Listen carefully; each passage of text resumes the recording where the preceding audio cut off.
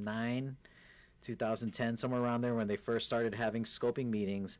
At that time, they were saying that, we're looking at like a increase in our population of like 120,000 people. Right. And these were all going to be like, the 18-year-old new recruits. And then they said, oh no, it's going to be the officers and their families. And then they started to change the numbers, and we're going to have the base set up in this area, or the housing set up in this area.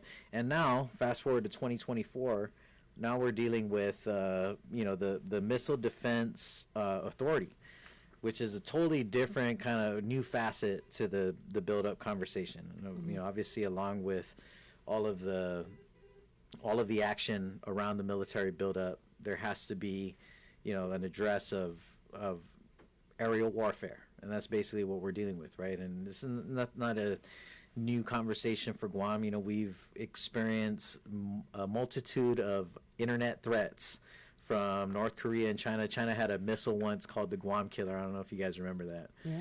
Which was a lot of fun in the media. There's a lot of hysteria around it, and it's just it's troubling, because I think that we've seen the way that that fear has been used to really influence the way that we convolute this dialogue.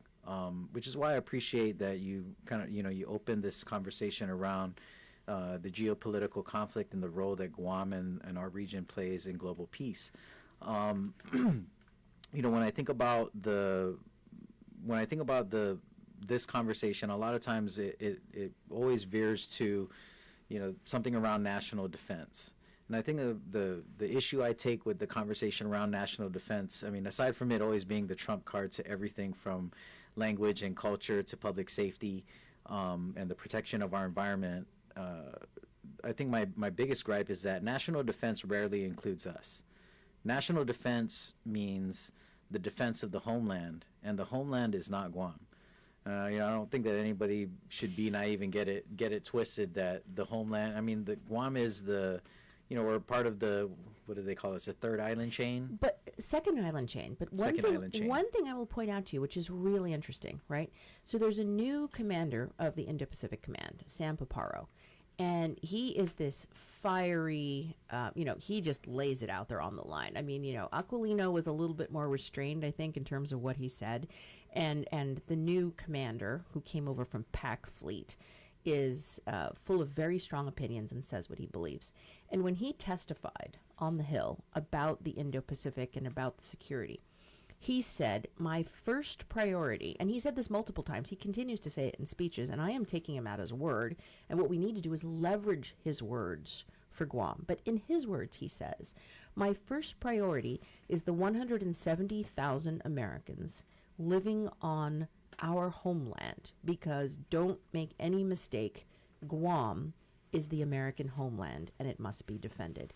So, I look at words as a weapon system, right? As much as you've got actual weapon systems here on Guam, words are a weapon system.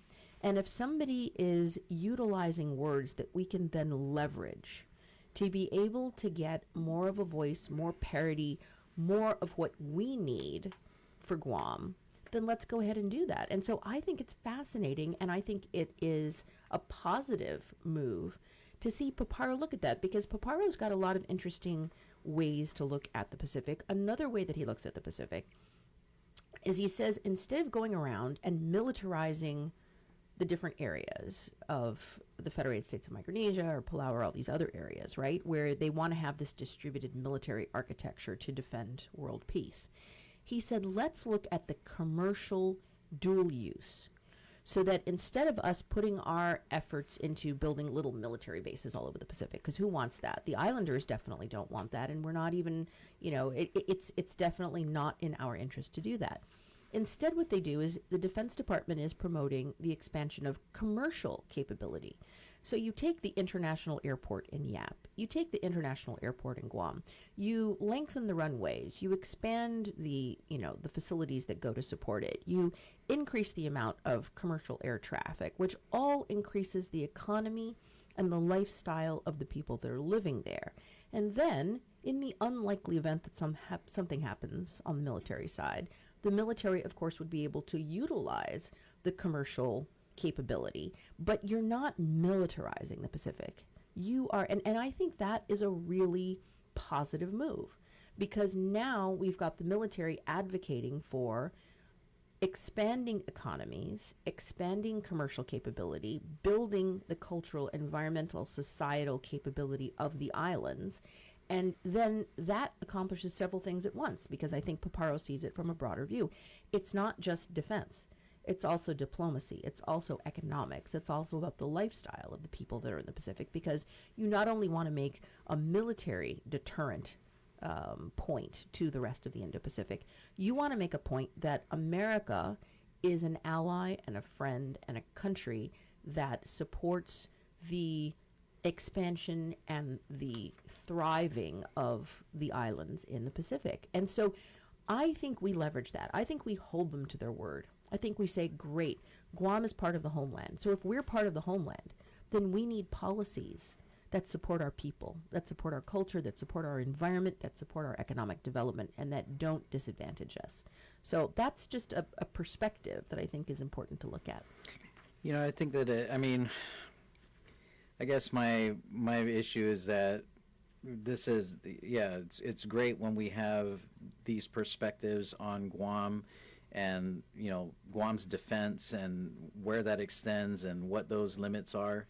But I mean, you know, the DOD changes their admiral like they change the underwear, you know? So, I mean, how long do we have with Paparo and this perspective? And is this coming from, you know, the Secretary of the Navy or the Secretary of Defense? I think that those are the places that, you know, we need to be having the impact and creating these conversations, which is why I feel like the voice of the delegate is so critical, because that's the only, even that has its limits, but that's the best hope that we have in order to kind of break through.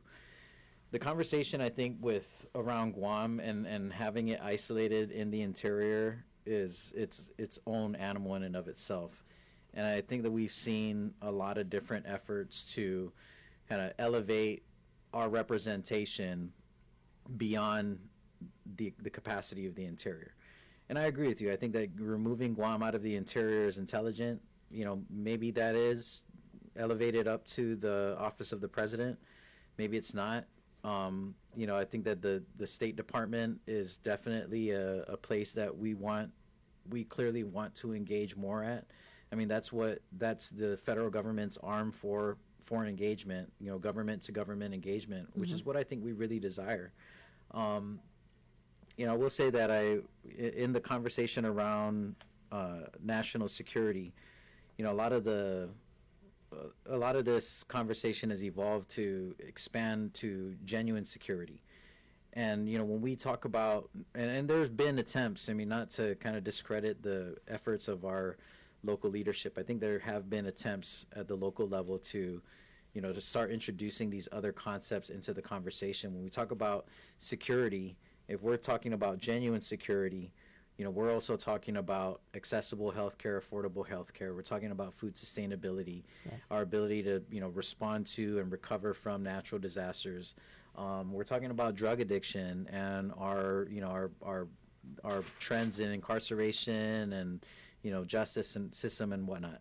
And so, you know, from an international perspective, the United Nations Sustainable Development Goals are like all the rage right now. And, you know, the kind of immediate conversation is around climate change and waste management and renewable energy. But, you know, there's also a lot of conversation around, you know, what is happening in our communities. How are we being impacted by drug addiction? How are we being impacted by our struggling economies, our access to work, to education? You know, and I think that Guam is really a unique place, and Guam, I believe, has so much untapped economic potential. But I also think that it's problematic that Guam doesn't operate in the open market. You know, we don't represent ourselves in an open market. And I think that that's a big part of the problem, you know, and that is, I really believe that that's a byproduct of, you know, the security considerations for Guam. I mean, it wasn't that long ago that Guam was under, you know, security clearance that prohibited, just open entry access into Guam. It wasn't that long ago that we just started electing our governor. Right. And so, when I think about what Guam is or isn't able to do on an international level, especially in terms of our economics, it's quite the conundrum. How do we grow our economy so long as we are being used as the tip of the spear? Which is why I really feel like, despite the kind of the inevitable freight train of the geopolitical conflict and how that manifests in Guam, it just makes me, I think it further solidifies where I am in my mind on the value and the importance of self-government. It's critical now more than ever. Every day that passes and we get deeper and deeper entrenched into, this very, very deliberate and very specifically carved out role for our island, for our nation in the world today. I think that the more our lack of self-government is a detriment. It's something that I believe needs to be solved sooner than later, because it just gets more and more difficult as we get deeper and deeper into this, into this mold. But I'll tell you what I don't agree with. I don't think that we have to accept a role that is carved out for us. I think that we can carve a different role, and I think that is simply a calculation of the leadership, the courage, and the knowledge and the determination of leadership in collaboration to be able to say, we need to devise a new reality for the people of Guam and figure out what does that entail? What are the pieces that need to be in place, and then pursue it? Because I think part of this fatalism of things happening to us is self-imposed. I don't accept things that are self-imposed. If we try to do it and then we are actively blocked from being able to improve our own lot, then we have, a case before us and what we need to do. But I think we need to not give up. I think just because we have setbacks, just because of the Davis case, just because of the fact that, we tried once in the Congress for a sustained period and we're not given the ability to have that self-determination. It almost seems like now the level of push has sort of pulled back. And it's like, okay, we were burned, so maybe they just don't want us to have it again, so maybe it wasn't meant to be. And I think as long as we push and as long as we aim high, if you aim really high and you're able to get there, great. But no matter what you do, you're going to get more than what we currently have. I don't want to accept where we're at because there's so many things. So when you're talking about the State Department, right, there's a lot of structural things there that need to change. So one of the things that I was really actively pushing is I said Guam has to sit on the Foreign Affairs Committee in the Congress because that is where those decisions are made, right? All of the Federated States of Micronesia, Marshall Islands, Palau, they're all covered under the State Department because they're foreign countries, right? So is the Philippines and Korea and Japan. And right after I said that, our current delegate goes running over and gets on the committee. So, that's great that you're sitting on the committee. But the question is, what are we doing on that committee, right? And so if we take the delegate office and we look at it not just as Guam is this non-voting delegate that has to sit in the back of the room, that doesn't actually get to vote, and we hope that we can get our one or two pieces through. Stop thinking like that. And think about it. Say, okay, we're part of America. We have our American citizenship. We are American. Americans are equal. So let's accept that we're equal. So Guam is equal.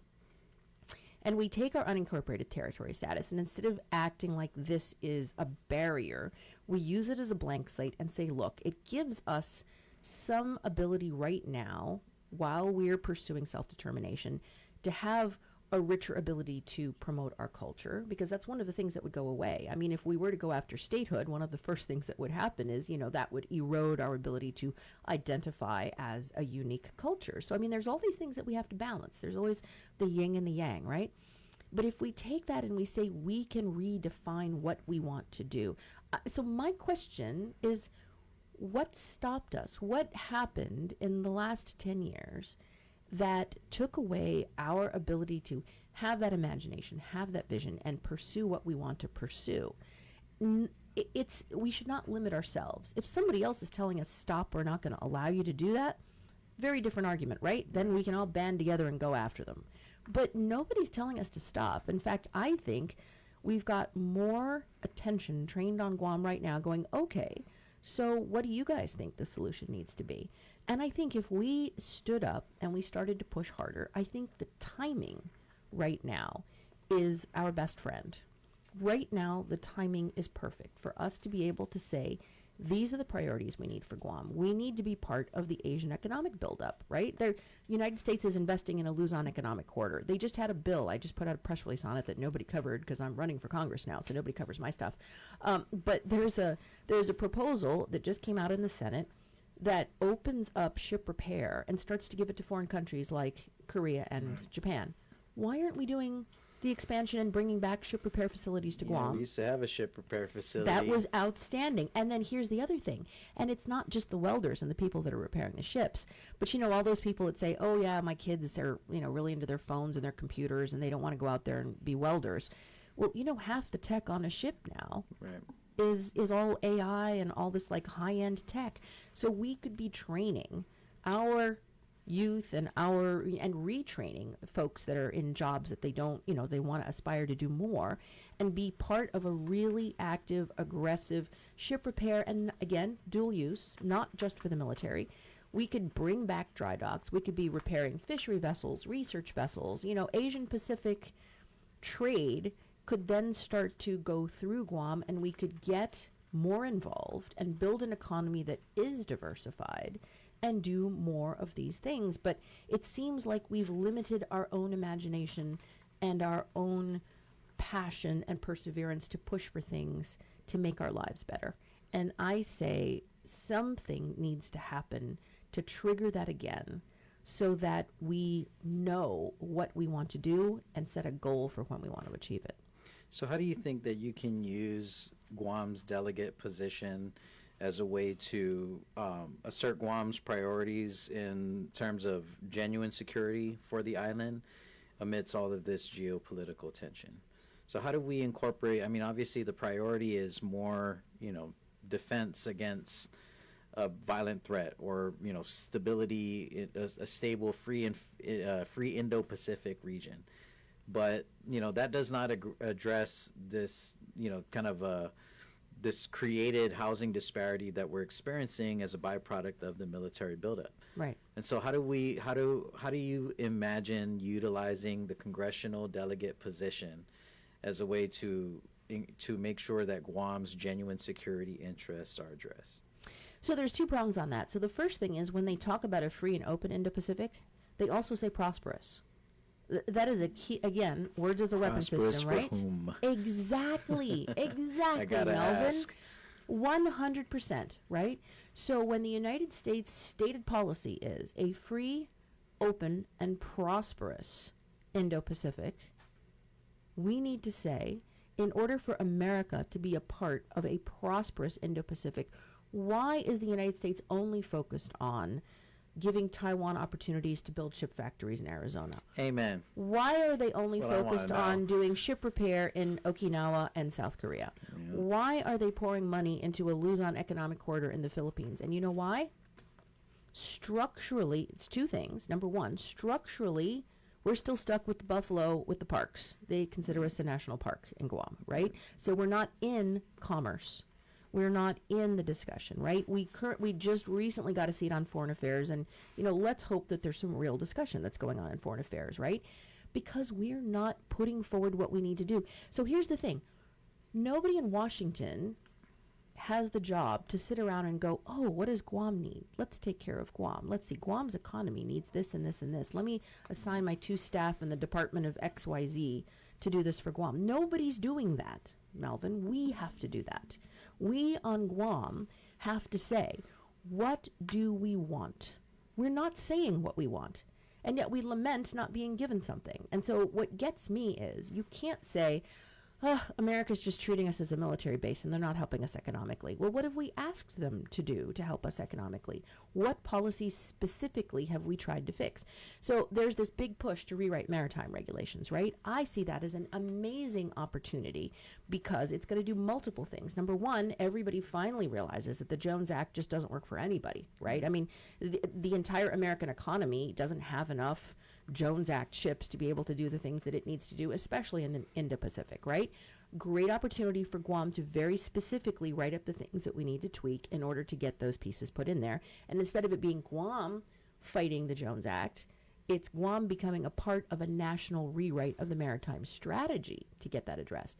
The second thing is, as they're rewriting the maritime strategy, I thought of this one the other day, I call it the Matson lemonade, right? So Hawaii was given the lemon, of course, like us, of being stuck with the Jones Act, which makes everything more expensive for them as well. So what did they do?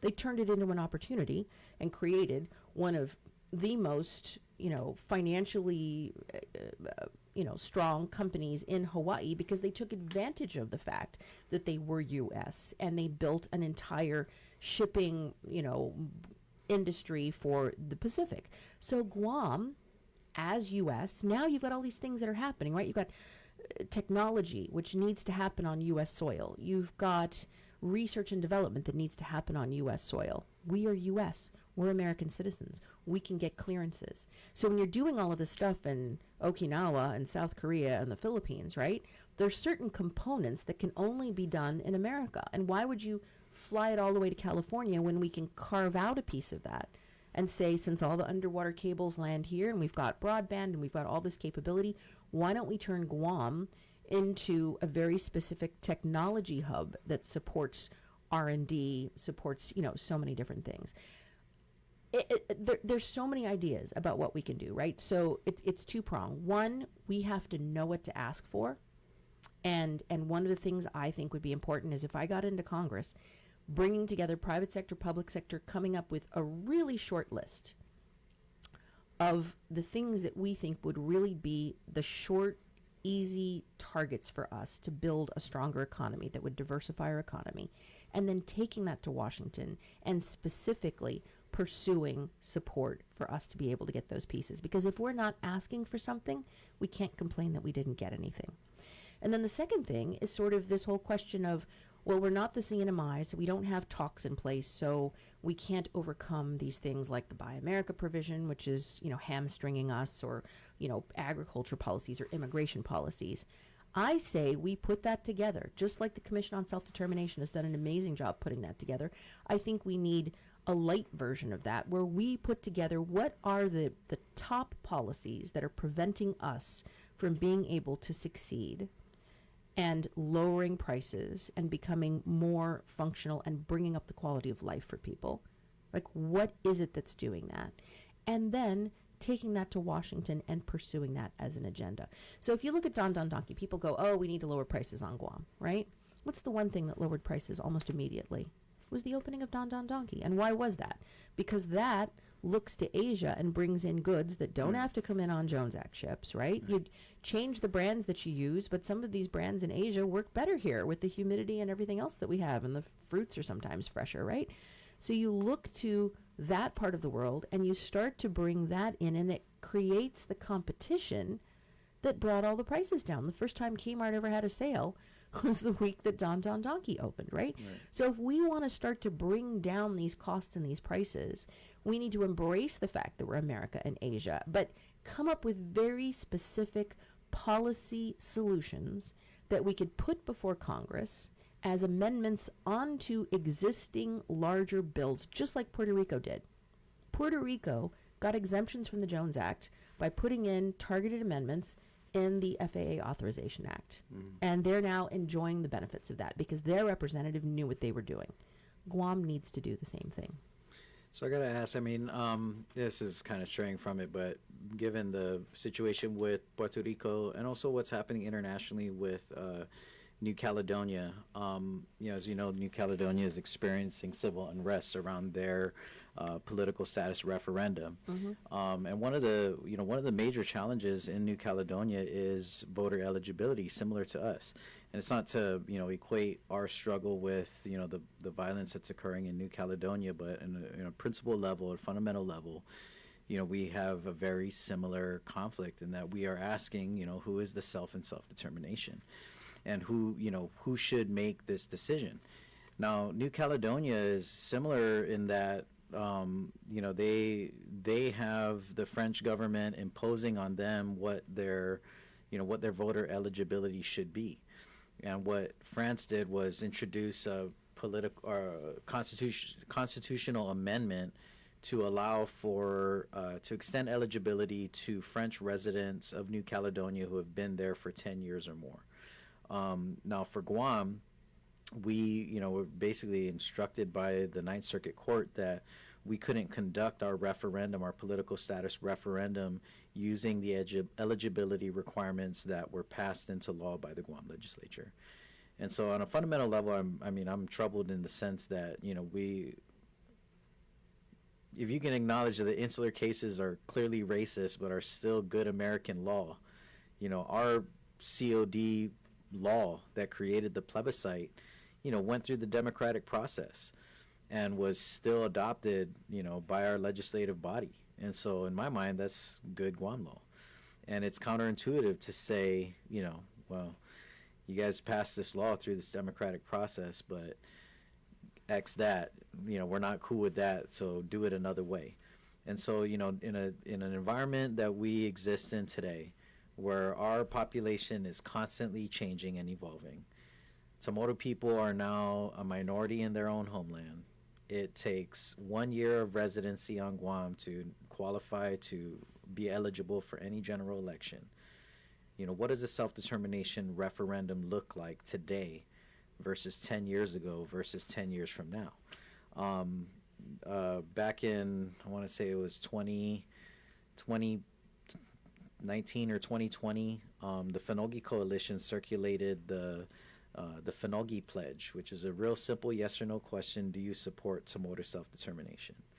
And most of the leaders that it went out to all the administrative leaders, legislative leaders, congressional leaders. At the time, Congressman Moylan was a senator. He signed the Finogi Pledge saying, yes, I support Chamorro self-determination.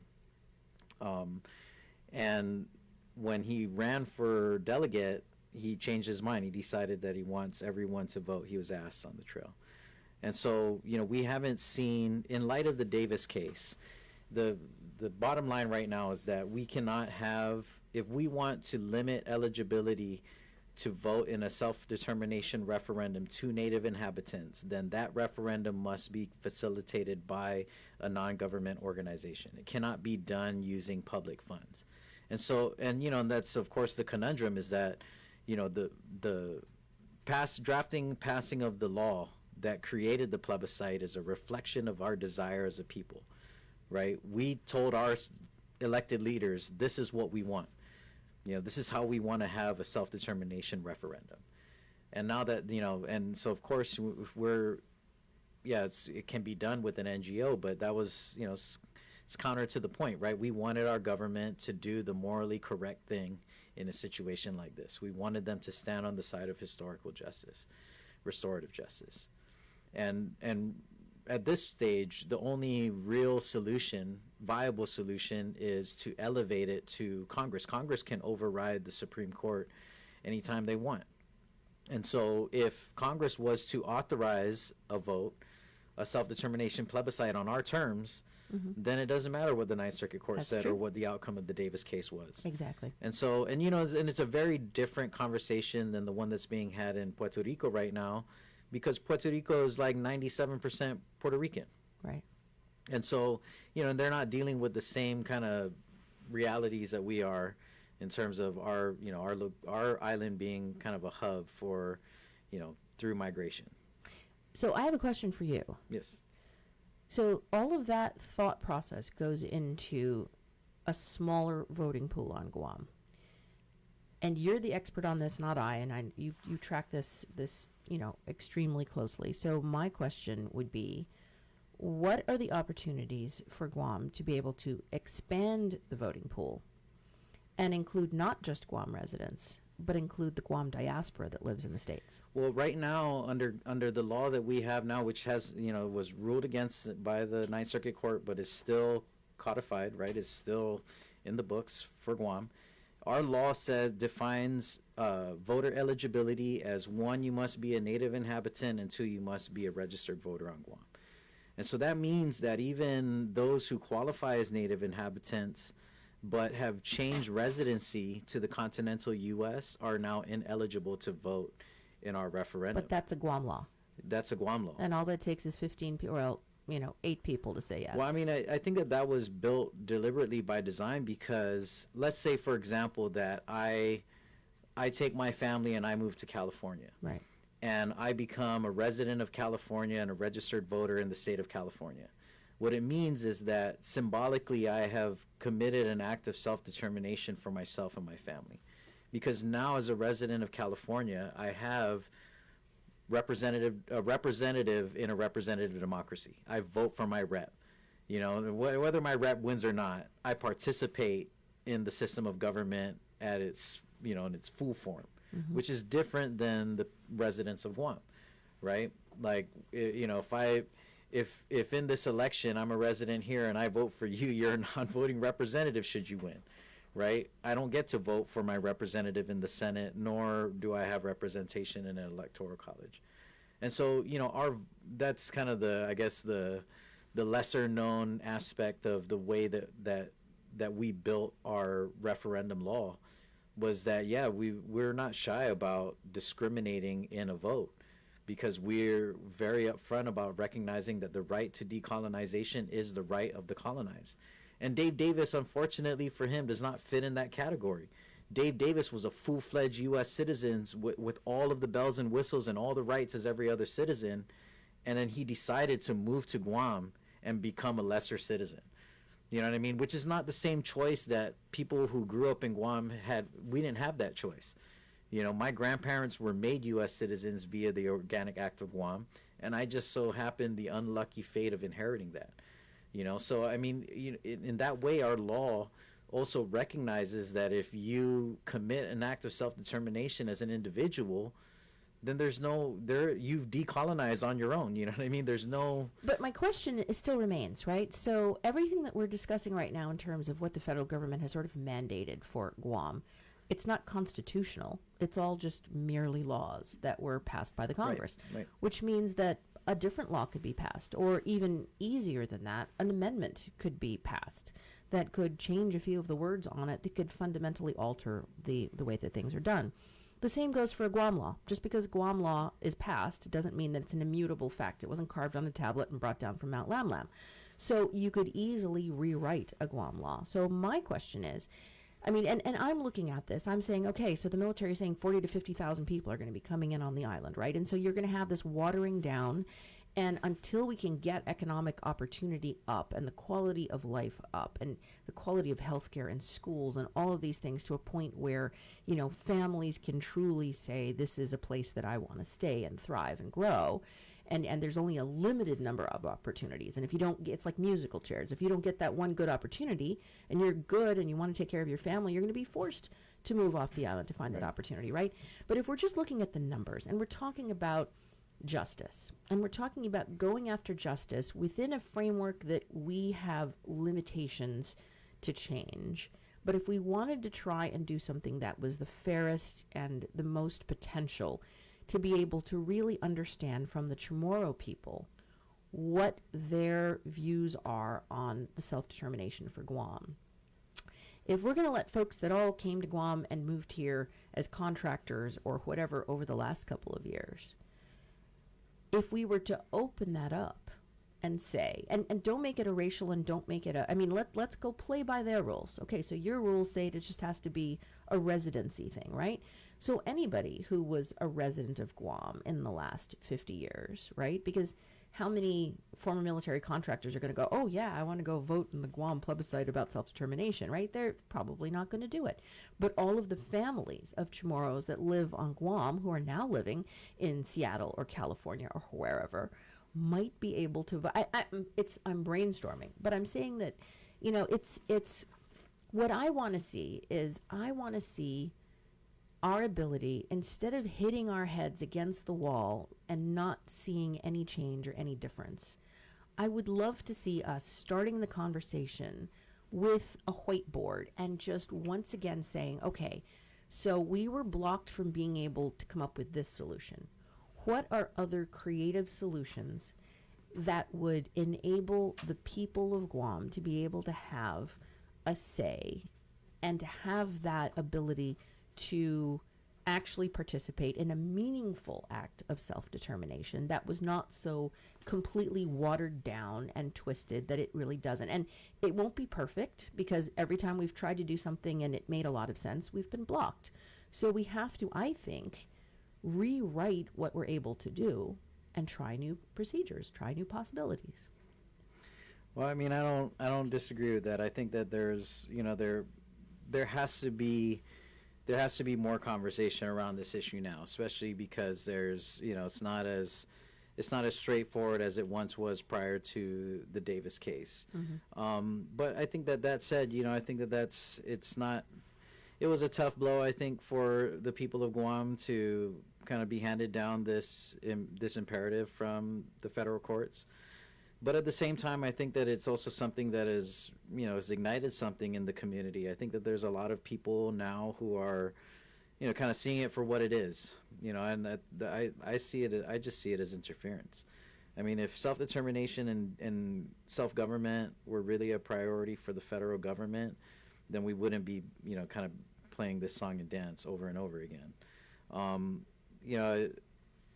think that it's challenging when, on a global stage, the United States will say, self-determination is like a fundamental driving principle of the nation, the country. But that just, conveniently does not apply to Guam. And when it does apply to Guam, it's under a very, very kind of restrictive framework.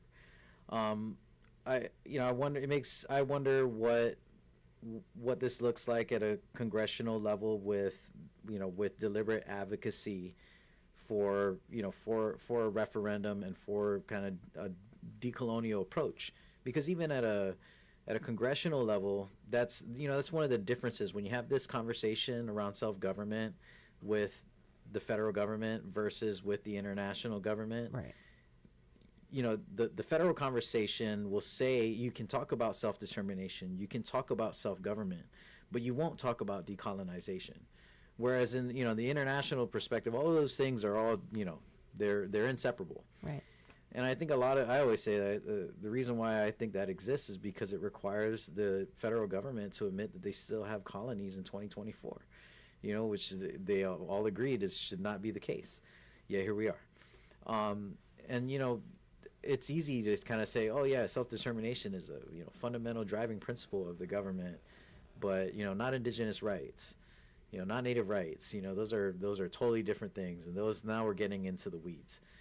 And it's always, I think it's always going to be a challenge. But I also think that that's a part of the local kind of raising of our awareness and our education, and that's what I think is the critical role that the Commission on Decolonization plays is educating people about what is wrong with our current status, what are the inequities in this status now, and what are the possibilities of a different status. And it's great. I think it's fantastic that we have task forces that really focus in on and advocate for a particular status. But I feel like that's something that everybody needs to invest in, is really taking the time to. Everybody's going to have their own preference. I got my own preference. I'm sure you do too. But I feel like it behooves all of us to understand what each status really means, and that's one of the very few blessings of being so behind the rest of the world in 2024 in our self-government quest, is that we get an opportunity to see, what has worked for some nations and what has not. Right. I mean, and in all cases, I mean, not all states are created equal. I'd say that the challenges of the indigenous people of California are different than the challenges of the indigenous people in Hawaii, and both exist in a state relationship, but in a very different way. Like, Native Hawaiians have a different relationship with the federal government than do First Nation people in California. What would it be for Guam? What would be the approach to dealing with the indigenous population in Guam should Guam become a state? What is the reality of statehood for Guam? Because statehood really is integration, right? Full integration. Right. It's not necessarily cut and dry statehood, which is I think that's one of the challenges for our people, is that when people on Guam say integration, I think what they really are thinking about is statehood. right? Which is a totally different conversation than, say, becoming fully integrated by becoming a county Right. of another state. And then the same thing goes with free association. Being freely associated, I don't think necessarily means that we become Palau or we become RMI or FSM. And neither are those equal to each other. I think that they're all very unique. They all have their own arrangement, and that's part of our quest. Is if we were to become freely associated, what type of freely associated arrangement will we execute with the United States? If we become independent, I think that it's too polarized in my opinion, the conversation around independence. A lot of people on Guam, I think, have this idea that being independent means that we just completely cut ties from the United States, which, yes, is a possibility. I mean, that's kind of that's why you choose an independent status, is that you have that option. But it's not the inevitable end. There are a ton of countries around the world that have an independent status and still have friendly diplomatic relations, economic relations with the United States government. And so, and I think that that's just the reality is, for our day and age, is that we are so entrenched in our historical tie and relationship with the United States, for better or for worse. And I think that no matter what status we choose, we will inevitably work through that relationship, for better or for worse, and to either a closer connection or to a more distant one. But I think that that's for us to decide. And I really feel like it's, time is of the essence. The longer we take to figure this one out, the more difficult the decision becomes, the more difficult the transition becomes. I will add to that. And I will say that I believe, and I'm convinced that we really need to think about this, that it's not the destination, it's the journey. And we need to stop being lazy and saying, oh, we're on this quest to self-determination, but we're not there yet. And use that as an excuse not to try and fix and change where we are now. I am saying that we need to pay more attention to where we are now, because we can actually do amendments to the Organic Act. We can do amendments to all of the things that are currently in place to start to address the inequities, to start to address the things that are holding back our economy, to start to address the things that are preventing us from having more of a say and making things work better so that we can improve our quality of life. And not just simply say, oh, well, we will plan for that in the future and we will try and get our self-determination taken care of. I think we need to start now. And I think that in some ways, to me, it's laziness. To me, it's a laziness of policymakers in Washington, D.C. to say, oh, well, let's see how the Puerto Rico vote turns out, and then, at some point, maybe we'll take up Guam when Guam finally comes around to having a decision on something. And how many years is that going to be, Melvin? How many years is that going to be? And in the meantime, how many more generations are going to be living on an island where federal policies are stopping things from happening, holding back our economy, making things too expensive, holding us back from being able to have houses and families and schools and hospitals that function because we have opportunities on the island that are able to grow? Well, I mean, I haven't heard, I at least can't personally recall a direct address of Guam's self-determination and self-government on a congressional level by our delegate since Congressman Underwood. Right. And so, and that's, I mean, we've had 3 congressional representatives since. Right. And I mean, I think that that's something that is absolutely missing from the conversation. I agree. I think we should be working closer with Puerto Rico. Not because we necessarily follow them, but look how far they've gone, right? So if they have raised the conversation to that level and they've gotten that much support, being able to learn the lessons of where they've gotten, being able to put Guam in that same conversation and get that attention and that interest, I think is something that is a very good step. And I'm actually surprised that we're not in that conversation. Well, I agree, Anna. I think there have been efforts in the past where leadership from all the U.S. territories was, very deliberate. Like I just learned this a few months ago, that there used to be this thing called the Offshore Territories Forum, which was basically a forum of all the heads of state the governors of all the U.S. territories, and they came together to say, okay, these are the things that we all agree on, that we should all kind of stand and hold the line together for. And I, when I think about like what's happening on a regional level with Guam, at the Micronesian Islands Forum, at the Pacific Islands Forum, the Pacific Islands Forum I think is huge. Like, we are applying now for associate member status. We got associate, but Right. we need full voting status. Well, the thing is that, and it's complicated because you mentioned the full voting status of French Polynesia and New Caledonia. I think that even the PIF membership is very weary of giving a non-sovereign nation True. full membership status, because then does that become a proxy For the larger nation? Because Agreed. that's precisely what Agreed. happened with French Polynesia and New Caledonia, who were Right. given full membership. They became proxies for France. Right. And so, and it's problematic, especially because of France's kind of how deeply entrenched they are and on the wrong end of some of the issues in especially regarding nuclear in the Pacific. Right. And so I think that's a challenge, and that even with our associate member status pursuit, the State Department weighed in on this whole thing, and it was problematic because on one side it's like some of our government leaders are happy, like, yes, state supports this, so we're going to go after this, we're going to get this, it's going to be great. For me, I'm just kind of like, well, it's not state's business, quite frankly. I mean, we're never going to be full members anyway. And their issue is, if we become full members, what happens when Guam takes a stance and a vote that contradicts the U.S. values in the Pacific region? Which I think that is the point of the exercise. That's Right. why we want to represent ourselves and not be represented for in a regional forum like this. And so, when I think about those things, I think that it's really critical that we have opportunities to connect and engage and plan and strategize with others who are in a similar situation. All of the Pacific Islands are relevant in that conversation, as are the Micronesian nations and MIF. As are all the other U.S. territories. I think the Offshore Governors Forum is important. I think that collaboration on a policy level between U.S. territories is critical.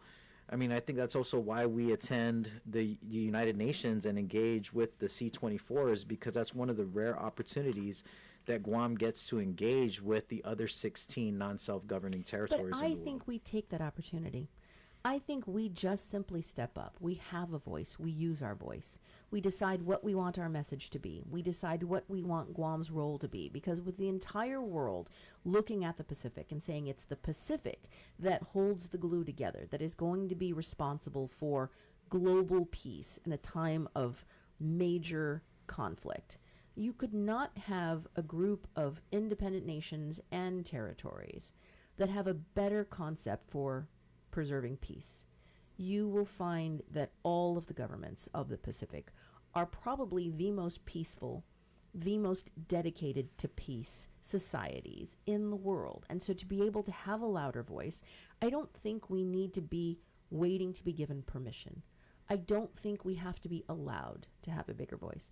I think when Guam takes its place and puts its voice out there as a leader in the Pacific, with all of the different challenges of our background and who we are and what we are, but as Guam, I think some of that hesitancy fades away, because then everyone will see that a strong and a prosperous Guam that has a very strong identity and knows its place in the world and conveys what we believe needs to happen in the Pacific, I think it's going to be something that strengthens national security. It's going to be strengthening to all of the Pacific Islands to see the leadership that we have. And I'm not one who's going to wait around to be given permission. I think we need to step up and have that voice. Well, I personally would look forward to the opportunity to collaborate with our congressional rep. That is foreign to me. I've never been engaged with any of our congressional reps since I started the Commission on Decolonization, and I think it's definitely a weakness. So, best of luck to you on the campaign trail. Thank you again for making time to come in and have this conversation with us. Thanks to all of you for tuning in to Challenge the Status Quo. You're listening to Wave 105.1 FM, and we will be back again next week. I hope to catch you again. Thanks. Adios. KGUM-FM, Hagåtña, Guam. The sound of Guam is Wave 105 FM. This is CBS News on the Hour, sponsored by Progressive Insurance. I'm Steve Kathan. A heat wave stretches from the Midwest into the Northeast. If there's a swimming pool